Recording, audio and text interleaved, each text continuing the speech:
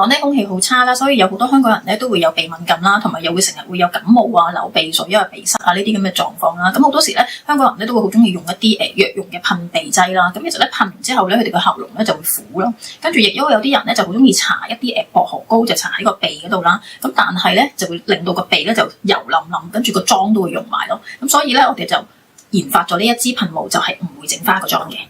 咁呢支咧就叫做呼吸道舒緩噴霧啦，咁當然係全天然啦，冇藥性嘅。入邊嘅檸檬咧可以通鼻塞啦，薄荷咧可以舒緩我哋嘅鼻炎啦，薰衣草咧就可以分解黏液啦。咁配合椰子油嘅基底咧，一啲都唔立得好，非常之清爽嘅。咁而佢係咧水油嘅質地咯。咁用法咧就係當你鼻塞啊、流鼻水嘅時候啊、上呼吸道唔舒服嘅時候咧，就噴喺個掌心度啦。咁搓開佢咧，跟住用個鼻咧去吸聞啦，然後咧就將剩餘嘅咧就揩落我哋嘅心口啊、喉嚨啊呢啲位置咯，係即時通鼻塞嘅。